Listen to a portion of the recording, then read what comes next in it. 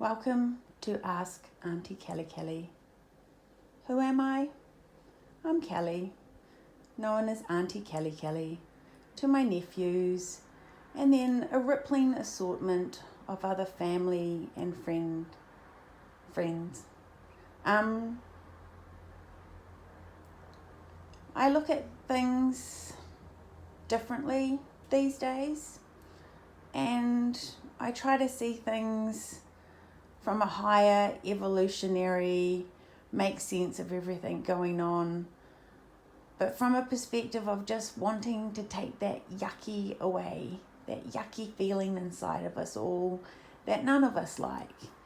And I found the most effective way to do that is through using tarot, and that's what, like, tarot and tea. But of course, if you want coffee or hot chocolate or whatever, if you come over here and you're asking for some advice, those are the things I'll offer you. And you'll sit over there in that chair, and if you need a blankie, there'll be one or two or however many you want. And we'll get underway.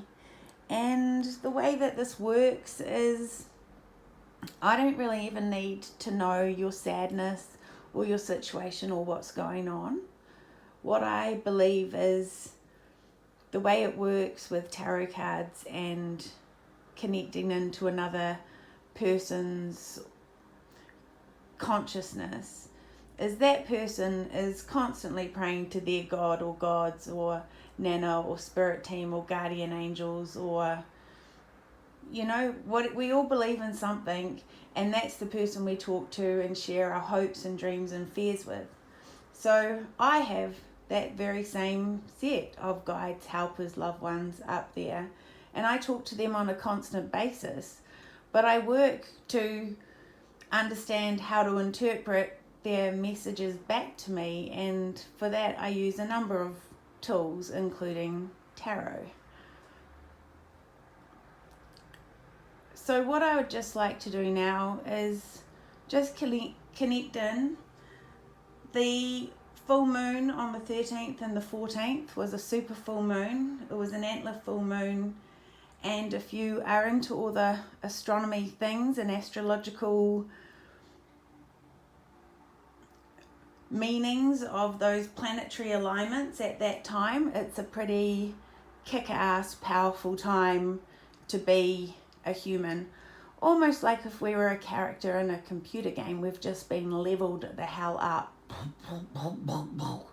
Let's just watch us get heaps more power. So for myself, I've felt that the last few days. I've slept with my curtains open so I can be cleansed under that full moon.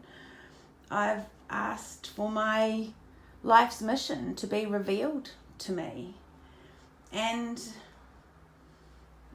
I've been working on themes of connection, forgiveness, and Wetiko, breaking the curse of evil. I'm finding that I was part of the Wetiko. By responding to the energy, I was part of the problem. And over the last few days, I've snapped myself out of it. I've broken my spell. And I started by saying, I do not consent. I do not consent. If someone calls me selfish, I do not consent to that assessment of my character, my values, my belief structure, who I am. I don't consent to that assessment of me. And the person calling me selfish doesn't know me. And if you want to get to know me, you're welcome to come along and sit in this chair, and I'll make you a cup of tea and we can have a chat about the things that we believe in, and with great mutual respect, let our spirit guides and help us. Let us see this, what's going on in the world, from a much, much higher perspective. So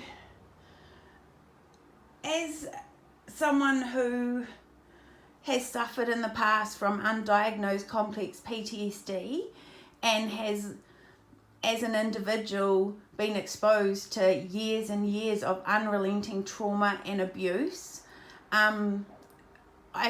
what I can recognize in the wider population around me is the behaviors that I exhibited when I had complex PTSD and I did not know I was stuck in fight or flight mode.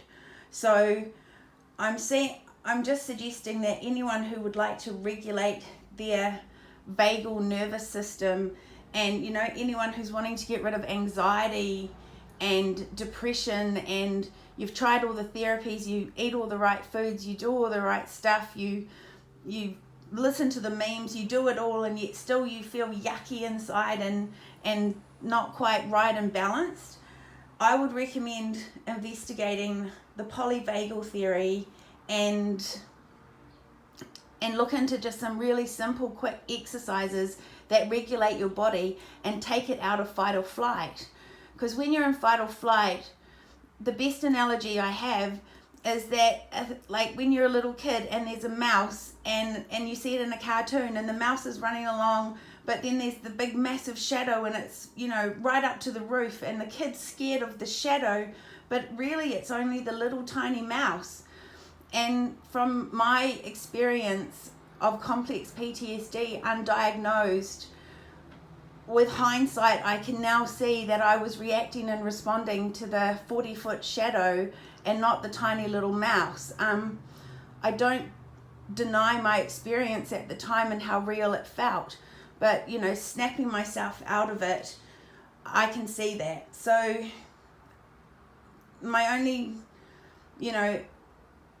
Stephen Porges, Deb Dana, and Suki Baxter are the polyvagal people that I got into. But Suki Baxter has a great 19-minute YouTube video that explains the polyvagal theory and how your body responds and creates anxiety and stuff. I'm not even going to try and paraphrase because she does a much better job. And then she has a couple of little videos that I did 2 or 3 times a day for about 6 weeks, and I went from being in a constant fight or flight and completely unable to regulate my system to being able to stay in a relaxed, parasympathetic, sympathetic, whatever the right word is there, state. And that was just so helpful for me, because trying to heal while you're panicking, it just won't stick. So anyway, I want to keep this really, really short. So I've shuffled 3 decks of cards, and I'm just going to do for New Zealand, the country of my birth and the beautiful country that I love, that is a little bit messy at the moment, the next 3 months.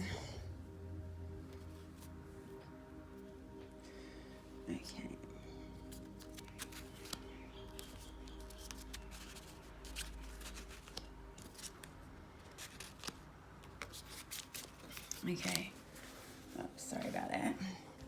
So the next 3 months, people's words, their words to each other are going to be quite ugly.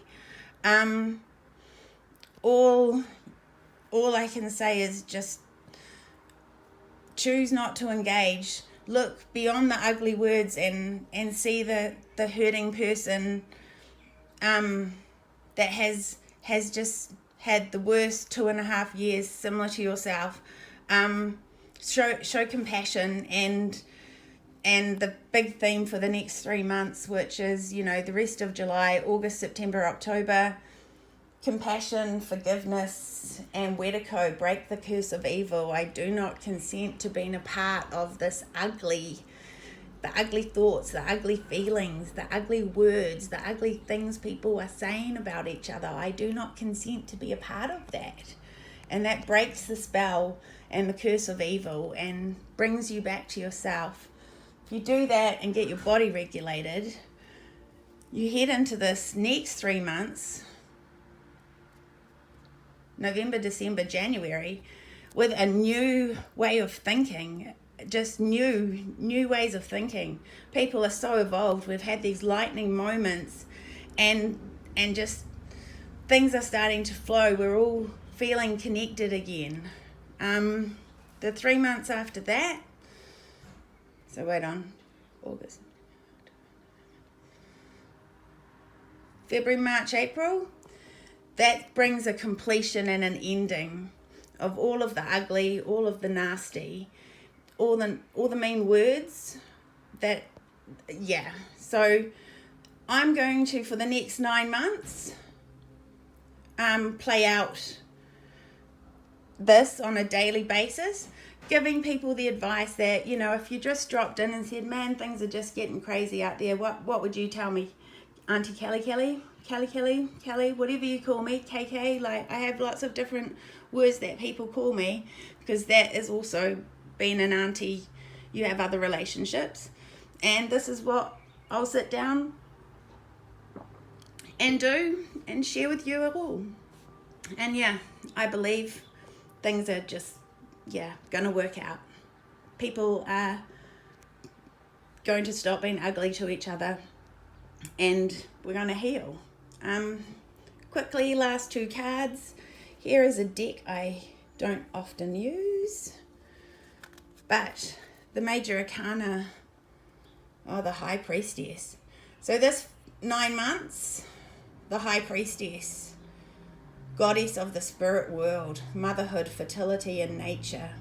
If we all connect back to motherhood, fertility, and nature, our divine masculine, our divine feminine, but also all the hidden depths and complexities that come with those concepts, that's how we get through this, how we attain this, and complete this ugly cycle. 9 months, April. And from these cards, the Queen of Pentacles. It's all about connecting intuitively to nature. She's not the Empress, but she's the Empress in waiting. So anyway, thank you so much for joining me on my very first YouTube video as a YouTube video person. My new thing I do. Anyway, talk to you tomorrow.